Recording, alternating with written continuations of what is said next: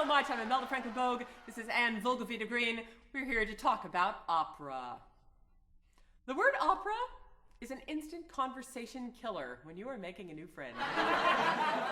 I'll show you what I mean. Oh, it's so great to meet you, Imelda. So tell me, what do you do? I'm an opera singer. Oh. Conversation grinds to a screeching halt. I see the person mentally searching for common ground, and they might say something like, my nephew saw Phantom of the Opera on Broadway. And then they kind of cringe like, is that okay? This makes sense. Opera's not an American art form. It's European. It's foreign.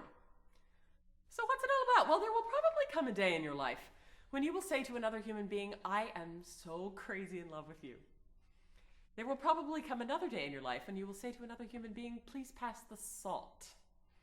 Now, when you say to another human being, please pass the salt, this is not an exciting conversation. But when you say to another human being, I am so crazy in love with you, that is always an exciting conversation, even if you're lying. Operas are not written about days when we say stuff like, please pass the salt. Operas are written about days when we say stuff like, I am so crazy in love with you, or I hate my mother, or you have broken my heart, you pig, or until now, I didn't know what happiness was, or I think I'm going to kill myself. Operas are full-length musical dramas that tell exciting, epic human stories, and they do them in a stylized way. Now, we all understand the concept of stylization because we've all seen movies. You know that scene where the man is running very fast. He's running really, really fast. He's approaching the finish line, and the drama builds, and he approaches the finish line, and I think he might come in first, and nobody thought he could win this race because he's from a disenfranchised ethnic minority and has been paralyzed for 5 years. He keeps on running, and then all of a sudden, what does he do at the most dramatic moment? He slows down. He starts going really slowly. Why? When we watch the movie, we know why. Okay, let me talk. We know that we are watching a dramatic moment being suspended in time through the stylistic effect of slow motion. We know it heightens the drama. We know that's what's going on. And so we don't say, why is he going slowly all of a sudden? I thought he wanted to win the race. We don't say this. Stylistic effects. Operas use stylistic effects too, just different ones. For example, in the wonderful opera Il Barbiere di Siviglia, the Barber of Seville, the leading lady at one point says, my life is crap. No, for real. Now, on an ordinary kind of pass the salt sort of day, she might say, you know, my life is kind of crappy.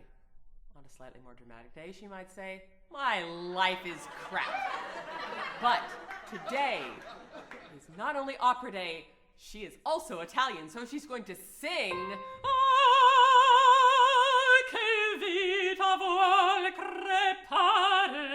and then the entire orchestra chimes in and goes, yeah, you tell him so there by going. So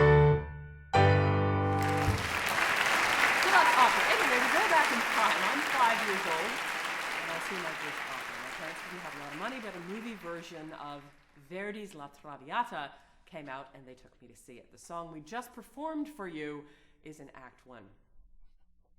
And I was mesmerized. It's as though I had entered into this world where there were things that were so beautiful, you couldn't just talk about them. You had to sing about them. A couple years later, my mom gave me a recording of the opera, and night after night, I would stand there in the middle of my bedroom, listening to the sound just wash over me like a tidal wave. Bad day in school, whatever, doesn't matter. This is what I want to do. I want to sound like that. I want to be an opera singer. Now, let's see now. Okay, I'm 10 years old.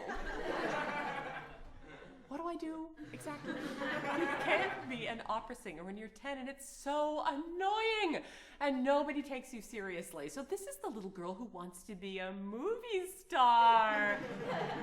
Oh, an opera singer. Wow, that's really special. So years go by, right? I'm in 6th grade. Growing up in Seattle, Washington, I saved my allowance and I purchased season tickets to Seattle Opera's 5 opera season. I loved it. Oh, I would have a countdown on my calendar, like a Christmas countdown calendar, 7 days until Christmas, 6 days until Christmas, 5 days until I get to go to the opera. I go all by myself. My parents drop me off. And after the opera is over, I call my parents from the phone booth in the lobby. And the conversation goes like this. Hi, honey, how was the opera? Hi, Mom. Oh, I'm sorry, it's the middle of the night. It was so great. Okay, I'll tell you the whole plot. All right, there was this girl, right, and she was a soprano, and there was this guy, and he was a tenor. And first they were like madly in love with each other, and then they weren't, and then she killed herself, and it was so cool. Can I have a ride home?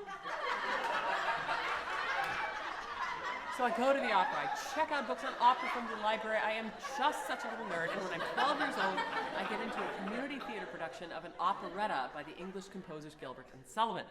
And an English operetta is, of course, wonderful music for a young singer for 3 reasons, I think. For one thing, it's in English. Secondly, the orchestra is small, so you don't have to have the voice of a 30-year-old Mack truck to sing this music. You can actually sing it when you're 12. And the stories are generally not tragic, and by the end of the evening, the soprano is generally still alive, which generally is a very good thing, generally speaking. Now, some people kind of look down on the music of Gilbert and Sullivan. They say, oh, come on, nobody dies, it's not even in a foreign language, it's in English operetta, how hard can it be? Well, why don't you decide?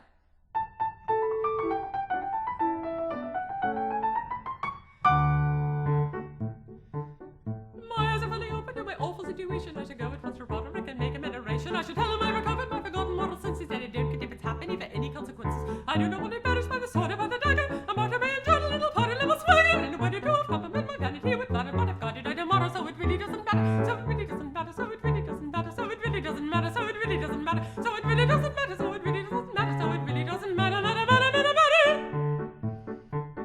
If I were not a little bit and generally silly, I should give you my advice upon the send it to any nilly. I should show you in a moment how to grapple with the question. It really be astonished at the force of my suggestion. All the subject I would write you almost valuable but little. I've actually suggested when I feel a little full of it. At present I'm afraid I have as mad as any had. So I'll keep them to myself, for my opinion doesn't matter. Her opinion doesn't matter. My opinion doesn't matter. My opinion doesn't matter. Her opinion doesn't matter. My opinion doesn't matter. Her opinion doesn't matter. My opinion doesn't matter. Matter. If I was so lucky as to have a steady brother who could talk to me as we are talking now to one another, who could give me advice and discovered I was adding which suggested a favor which in no way I'm combating my existence would have made a rather interfering little. I'm at a live down and a decent little, but this particular unintelligible pattern isn't generally heard, and if it is, it doesn't matter. If it is, it doesn't matter. If it is, it doesn't matter. If it is, it doesn't matter. If it is, it doesn't matter. This particular unintelligible pattern isn't generally heard, and if it is, it doesn't matter. This particular unintelligible pattern isn't generally heard, and if it is, it doesn't matter. Now, what was so hard about that?